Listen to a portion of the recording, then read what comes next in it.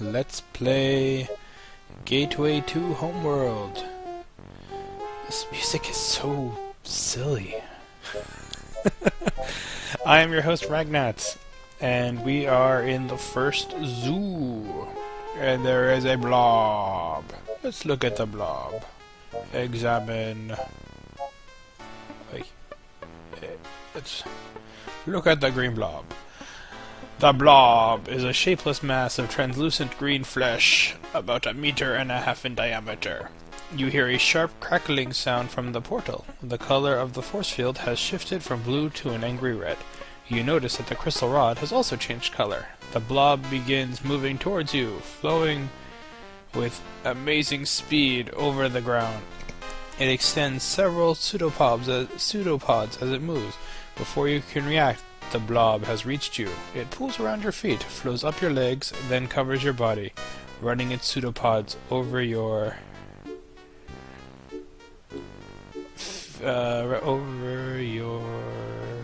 feet, flows up your leg, covers your body, over your clothes, and explodes skin. The blob seems to be looking for something specific, and it apparently can't find what it wants. Eventually, it drops off you and retreats to its previous position on the bank of the ooze. Pick up blob. You try to grab the blob, but it flows around your hands and arms. You can't get a grip on it. Okay, let's see. What else do we have here? So let's see. All, auto bandage, barren area, blue coverall, blue dome, crystal rod, green blob, green dowel, hypo needle, metal bowl, pool of ooze, portal, red sphere, spiny plants, tuning fork, vial, white badge. Okay. Can I just walk across?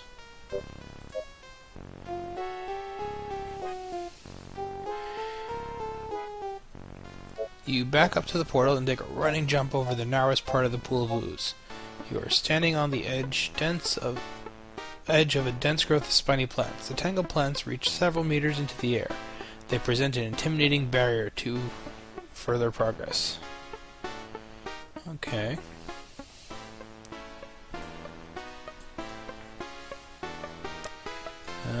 Can I take a plant? You delicately pluck a spiny twig from one of the tall plants. Your score has gone up by 10. Ooh, that sounds like I needed that.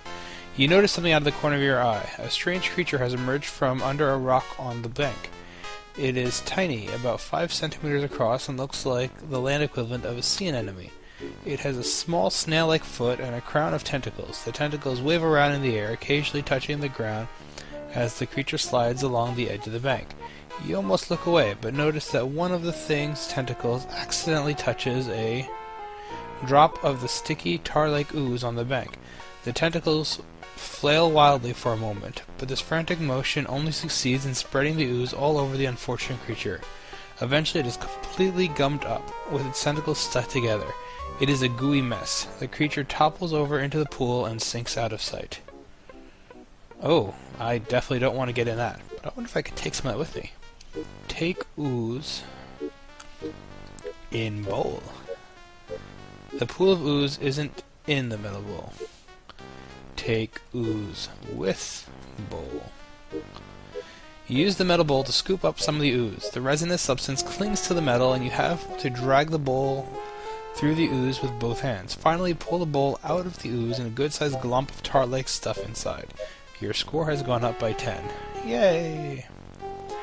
Okay, let's go back south, since there's nothing else to do here. See, the blob begins moving towards you, flowing with amazing speed over the ground.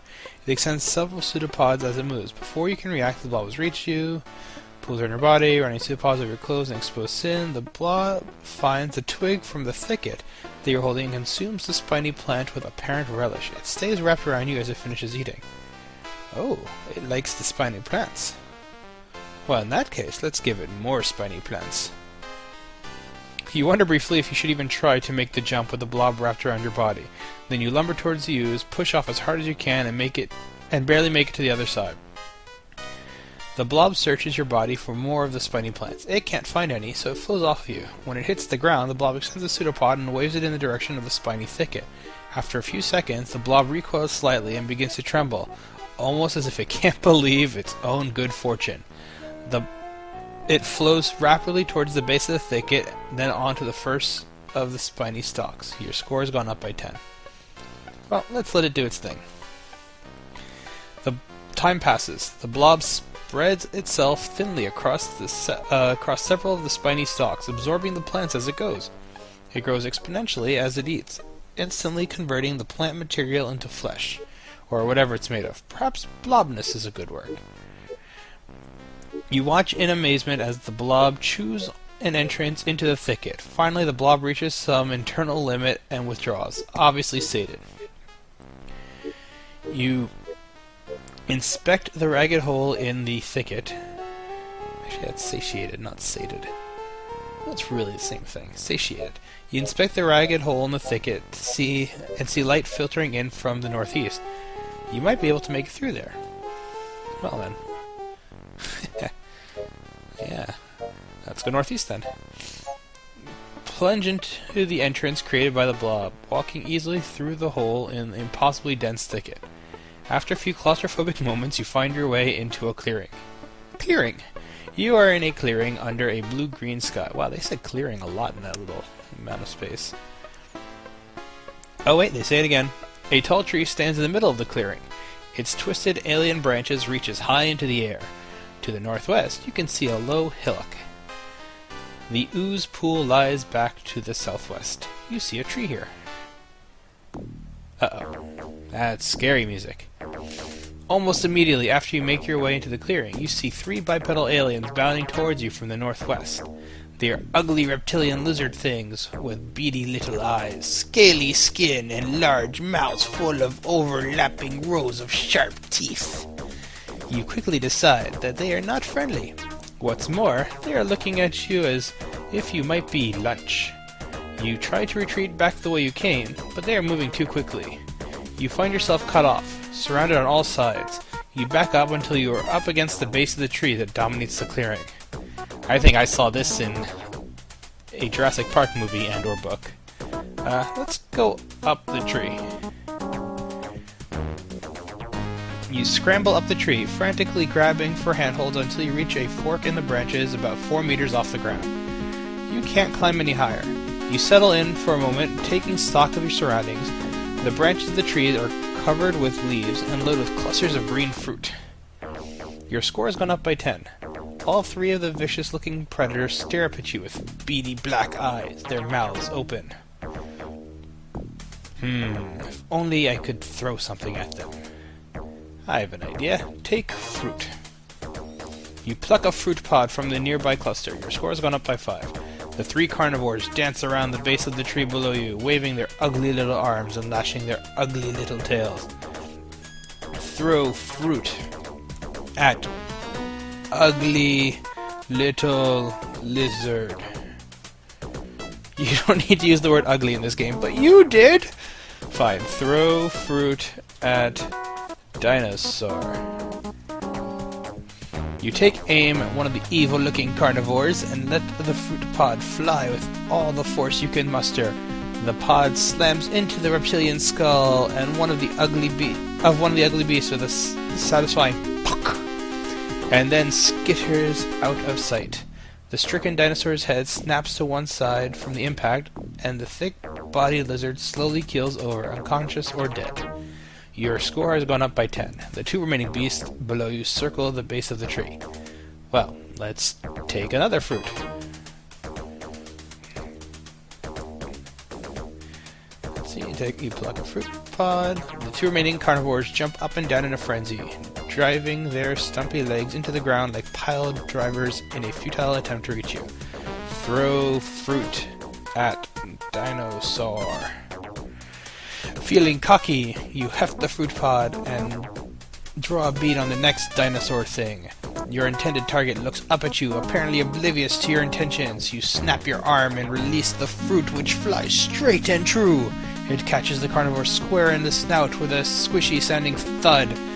Thud is not very squishy-sounding. eliciting a yowl of pain from the surprised beast before it takes 2 unsteady steps backwards and collapses in an untidy pile. 2 down, 1 to go.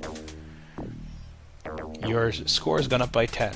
The last of the dinosaur things prowls around below you. Well, let's do this all again. Take fruit. The last predator squeals and lashes its tail. Throw fruit at Dido Sour. With a wind-up and delivery that would have made an early 21st century baseball pitcher proud if he was up in a tree.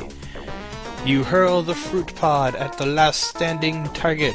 The pod ricochets off the cranium of the remaining monster. The beast paws at the air in a comical way, ha ha ha, lashes its tail, and then slumps to the ground. You stand up in the fork of the tree to receive applause from the imaginary crowd. As you take your second bow, you lose your footing and fall forward. You bounce off the branch just below, then hit the ground you hit the ground hard.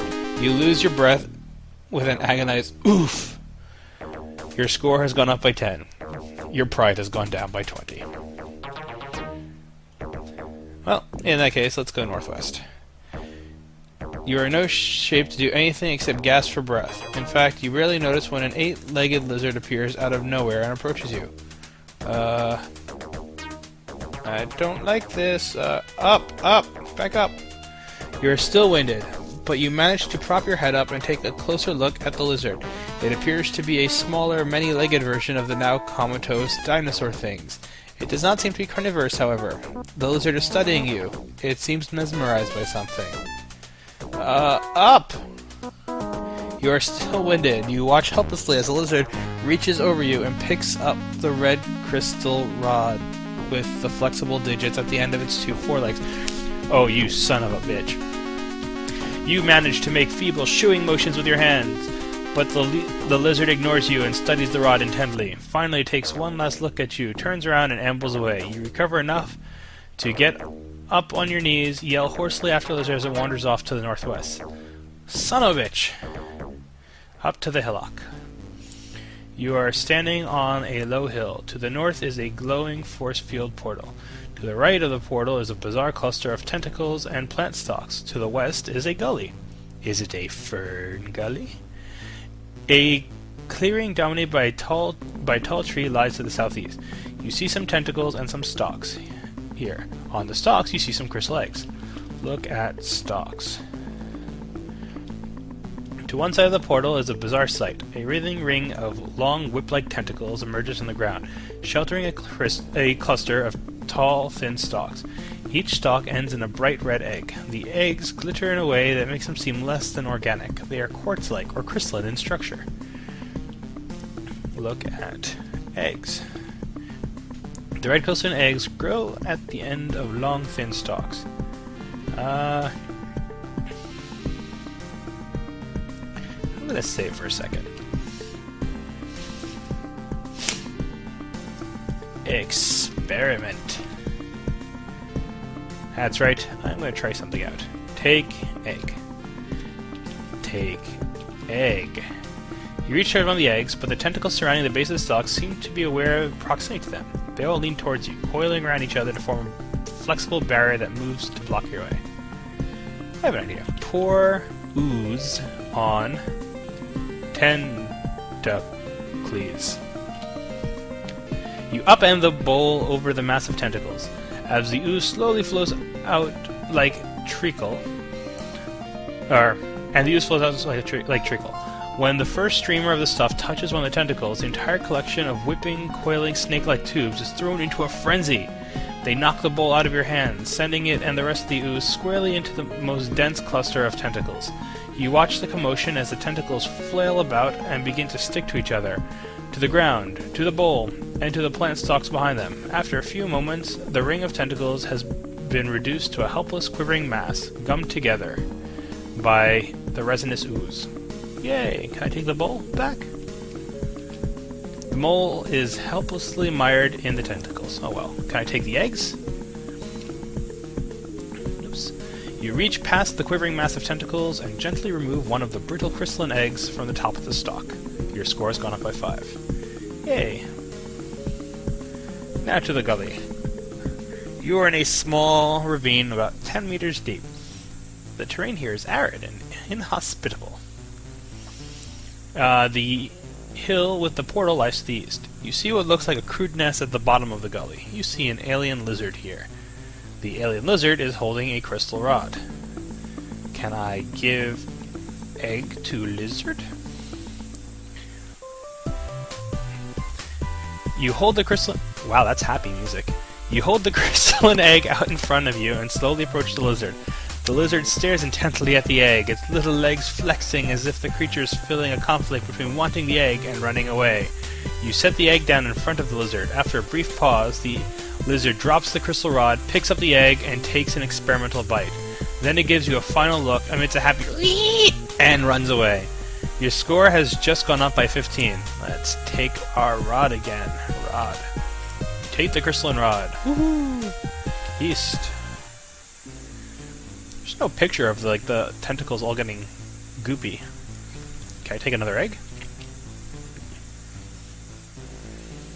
Haha. I don't know if I'll need it, but I have a second egg. Use rod with sphere. Okay, put rod in sphere. As you bring the crystal rod near the glowing red sphere, a tentacle of red energy reaches out from the sphere and makes contact with the rod.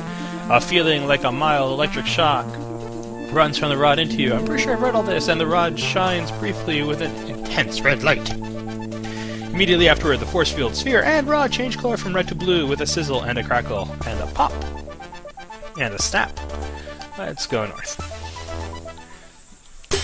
You step through the force field into what looks like another obelisk room. A dark obelisk towers over you. Beyond the obelisk, to the south, is a shimmering blue force field portal. A glowing sphere, and the same color as the force field, hangs in the air beside the portal. A corridor leads north. Let's see. Look at... Actually, I'm pretty sure that's the same pattern as on the other obelisk, so... Oops.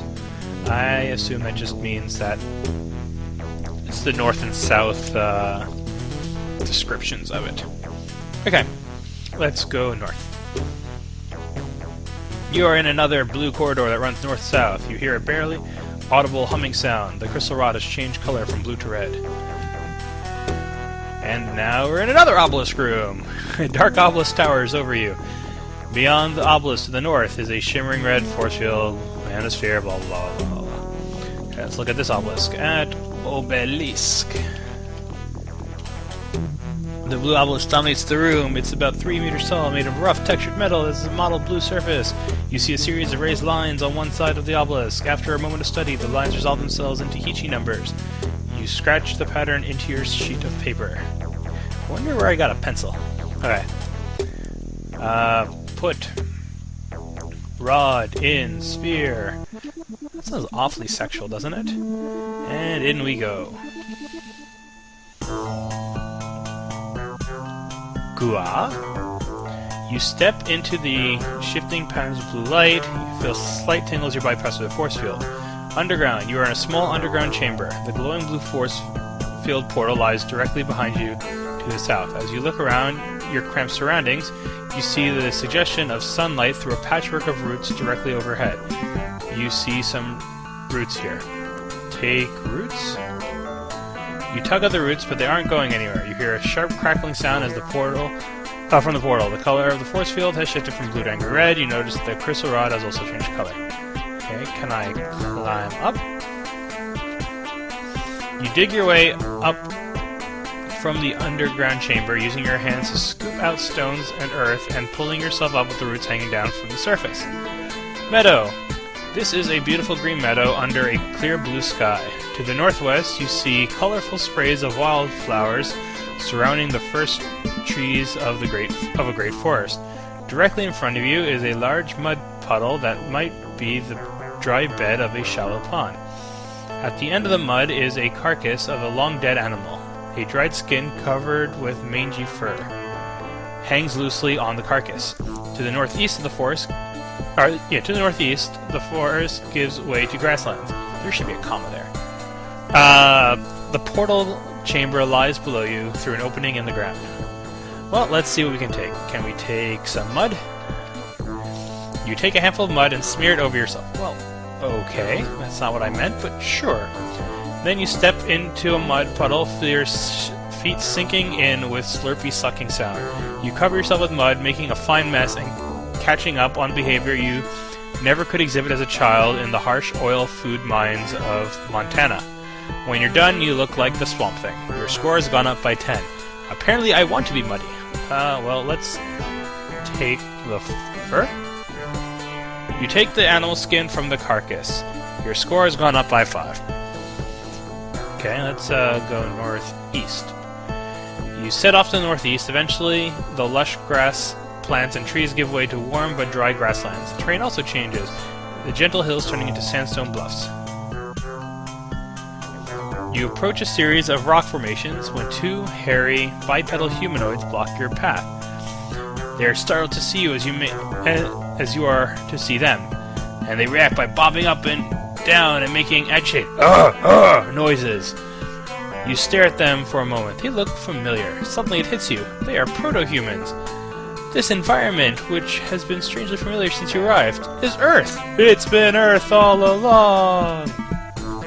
The Hichi must have visited Earth 500,000 years ago and collected samples of the local flora and fauna. You have been wandering around in a perfectly maintained recreation of Earth's distant past. There is a T at the end. This is a grassy area and borders on dry, arid terrain to the northeast. A collection of oddly shaped rock formations sprouts to the north. Directly in front of you are 2 proto-human ape-men. The ape-men are wearing animal pelts and are holding primitive spears. The ape-men regard you with interest. One of them experimentally pokes you in the chest with a hairy finger. When you don't react, both of them bob up and down and make ook noises. Ook noises. Well, I suppose I could pretend to be like them if I wear the fur. You drape the smelly animal skin over your shoulders. Your score has gone up by 5. The ape-men do a little dance, shuffling around, hooting and waving their spears. Can I walk past them? The ape-men look at you suspiciously, but they allow you to pass. Haha! I am now one of them. Your score has gone up by 10. Cave entrance. A series of rock formations rise to the north. The formations are an interesting mix of forbidding angles and soft curves, sheer cliffs, and gentle slopes. A cave entrance is set into one of the cliffs to the northeast. Let's go there. You leave the bright sunshine and enter a dark, rock-lined tunnel. You follow the tunnel as it descends into the earth. The light fades completely after a few moments, and you stumble forward until you see a glowing orange light up ahead. You walk faster and emerge into a large cavern. A fire burns in the middle of this underground cavern, throwing shifting patterns of orange light on the rock walls. The cave continues to the north, but it constricts to a narrow, dark passageway. To the southwest is the mouth of the tunnel that brought you into the cavern. A figure sits hunched next to the fire. On the floor of the cavern, barely visible in the dim orange light, is what appears to be a leather thong. Can I take the thong? You take the leather thong. Ooh. By the way, thong is not like underwear. It meant something else back in the day. Thong is essentially a long, thin string made of toughened animal hide. It's about 20 centimeters long. Yeah, okay, it sounds like the same thing, but it's not. It used to be a thing.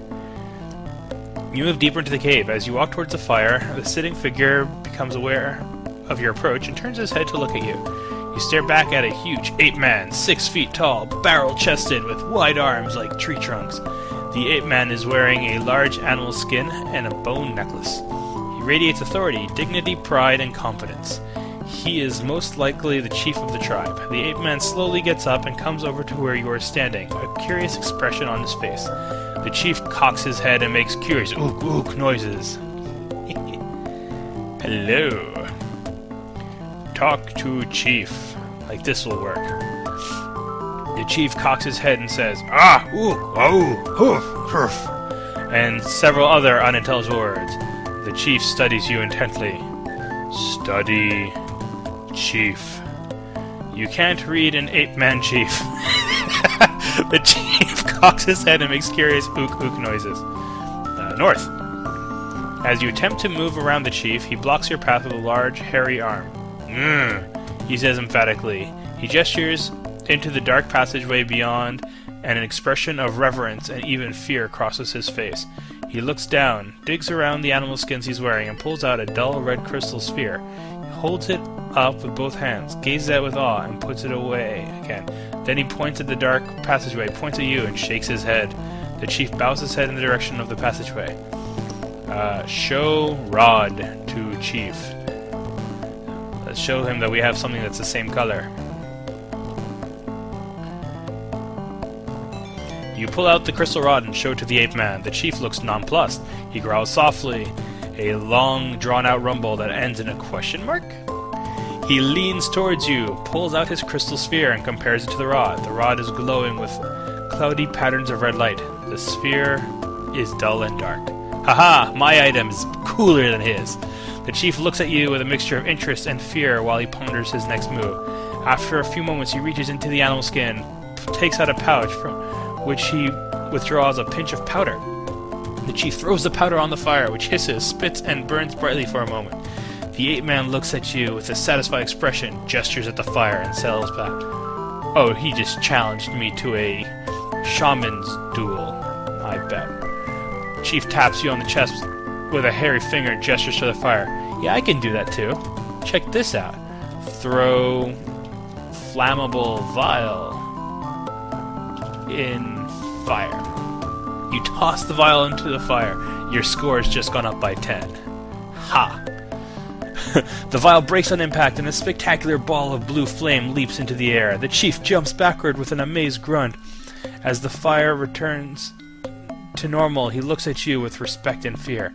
Then he seems to reach some decision. He grabs your arm and with one of his large hairy hands... he grabs your arm with one of his large hairy hands. You struggle briefly, but the chief has a grip like steel. Chief lopes out the entrance of the cave, dragging you along as he goes, "Are we going on a shaman date?" Once outside, he bellows to the ape men standing guard at the rock formations. They come running, and after a brief conference of hoots, growls, and other incomprehensible sounds, the ape men gather up some extra spears, and the four of you head off to the west. Okay, I don't do foursomes with hairy ape men. After several minutes of trotting with fast pace, your arm hurting from where the chief maintains his relentless grip, you arrive near the bank of a river. The chief releases your arm, then motions you forward. You walk towards the river with some measure of curiosity. You hear the savage roars. At the same time, you see two saber-toothed tigers sitting on the riverbank. Oh dear God. You let out an involuntary yelp, "Ah!" and move back at a brisk pace. The chief and the other ape men seem quite amused by your reaction. They hoot and make noises as they point at you. After a few moments of mirth, they seem to decide that the time for levity is past. The mood turns serious. One of the ape men holds up a collection of spears, counts out 3, drops the rest, and turns to the chief. The chief gravely accepts one of the 3 spears offered to him. He hefts the spear, assumes a throwing stance, and sights on one of the tigers. He releases the spear with a deep grunt and watches as it nicks the shoulder of one of the tigers. Both tigers become extremely pissed off. Oh dear, this is the caveman version of the crocodile hunter. It's really pissed off and turned to face you as a group of ape men with a great deal of snarling and growling. Oh man, oh crikey. A second spear is handed to the chief. He once again aims at the tigers, hurls the spear. This time the throw is a clean miss, the spear digging out a clump of earth to one side of the intended target. The ape men chatter excitedly as the chief takes the last spear. The chief seems to meditate for a moment before holding the spear up and preparing to throw. He's almost ready when one of the tigers suddenly rushes towards him. You and the other ape men start racing backward, but the chief holds his ground and throws the last spear as the tiger bounds towards him. The chief's aim is true. The spear finds its target and rolls the tiger on its back. The tiger thrashes wildly, its death throes kicking up dust and clods of earth. Finally, after a last twitch, the tiger is still. The chief howls in triumph, and the other ape men hoot and cheer. Now it's your turn. One of the ape men counts out 3 spears and hands you one of them. You heft the spear. It's much heavier than you had originally thought. it is heavy enough that you wonder if you can even reach the remaining tiger with it, much less do any damage. Oh dear. Okay. A wide, sluggish river winds its way among the sandstone bluffs and gentle hills topped with tufts of grass and scrub pines. You see some tigers here. So let's see. I need to deal with a tiger. So I'm not going to be able to pierce it very well with this spear, according to that description. So if only I could pierce it with something else that could maybe knock it out. Like a hypo unit. Look at blue dial. The chief smiles benignly in your direction, but then gestures firmly at the last tiger. He seems to feel sorry for you, but the rules that he lives by demand that the ritual be completed. Okay. Turn blue dial to 6. Sedative. The chief gives you a look that's more than a little superior, but somehow seems to be sympathetic at the same time, as if he regrets that you have to be humbled like this. Okay, push toggle. The needle retracts from the with a mechanical click, and a red diode stops flashing. Oh, oops. He points at the remaining tiger, pantomimes a spear throw. He addresses you with a series of snorts, hoots, and jovial chuckles. Let's do that again. Push toggle. You push the toggle switch, a tiny diode on the switch lights up and starts flashing bright red. A moment later, you hear an almost imperceptible whine. The needle emerges from the front of the hypo. Can we tie hypo to spear? You attach the hypo to the spear using the thong. Your score has gone up by 10. The remaining tiger hisses at you. Okay.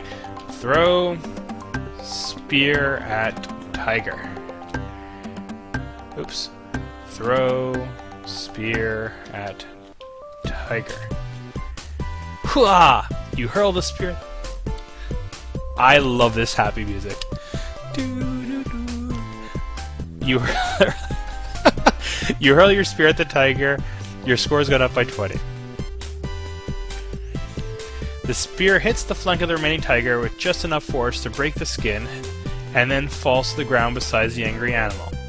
The hypo releases a maximum dosage of sedative on impact, however, and the tiger feels the effect within seconds. The beast shakes its head groggily, looks puzzled as it turns its head and watches its hindquarters sag, then collapse. The tiger seems even more bewildered as its front legs give out next. Finally, the tiger's eyes close. Its head flops over and it sinks into a deep drug-induced sleep. Suck it, Chief. The Chief and the other 8 men stare at the tiger in stunned silence, obviously impressed with your performance. They seem especially amazed that you knocked the tiger flat without visibly wounding it. The Chief grunts, bows his head in your direction, and then looks at you with respect. His self-assurance is shaken, and his face is filled with uncertainty. The Chief slowly removes his bone necklace, holds it up to the other 8 men, and begins a monologue in a quiet voice. They stare at the necklace, riveted by the ceremony that is now underway.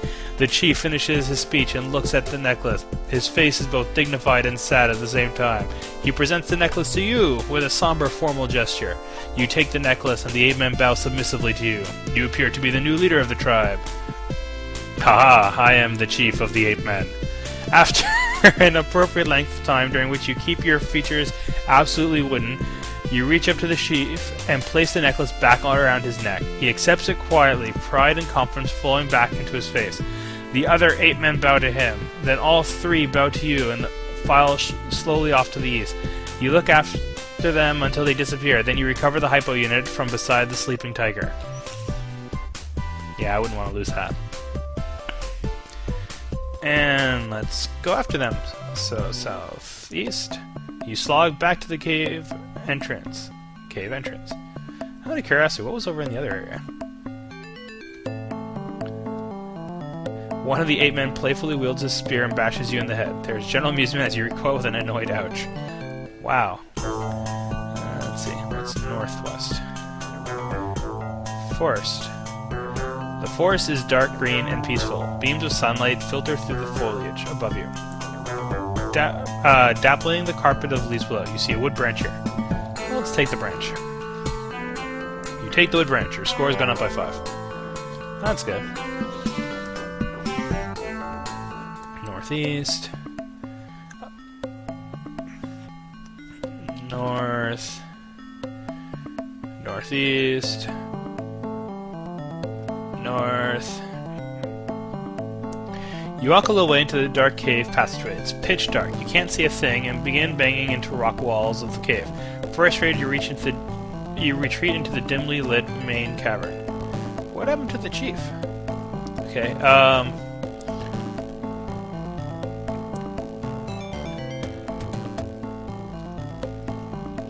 you put branch in fire? You put the end of the branch in the fire, the branch ignites, giving you a crude but serviceable torch. Your score has gone up by 10. North. Good thing I went back to that forest. You hold the primitive torch in front of you, ventured into the dark cave passageway. You are in a dark cave. The flickering light from your torch shows that the cave passage continues to the northwest and to the south. It is dark here. You might be eaten by a group. Wrong game! Northwest. You hold your primitive torch in front of you and venture farther into the dark cave passageway. You're in a dark cave. Flickering light shows that the cave passageway continues to the northwest and southeast. Okay, northwest. You hold the primitive torch in front of you, venture even deeper into the dark cave. Eventually you see a familiar glow force field portal up ahead. You are in another cavern. A glowing red force field portal lies directly behind you to the north. The light from the portal illuminates the entrance to the dark passageway to the southeast. Can I just put the rod in portal? Woohoo! I don't actually need the sphere to be there! As you bring the crystal rod near the shifting patterns of light in the portal, a tentacle of red energy reaches out from the portal and makes contact with the rod. A feeling like a mild electric shock runs through the rod. It's almost like they put those spheres there just so that the chief could have one to show you why you can't go through the passageway. And into the obelisk room we go. You put down the torch, leaving it still burning, and step through the force field into what looks like another obelisk room. And I'm not going to describe that. Let's just see what comes to the north here. Nah, this is a good place. Now let's get out of this room so I don't forget which room I'm in. The last of the caked mud from your ape-man disguise finally flakes off your body and your coverall. You are in another blue corridor that runs north to south, blah blah blah. A lab. This seems like a good room to stop. This seems to be a laboratory of some kind. A large and somewhat menacing device dominates one side of the room. The machine has a tapered metal tube that points down at a rectangular metal platform. A boxy control unit sits to one side of the platform.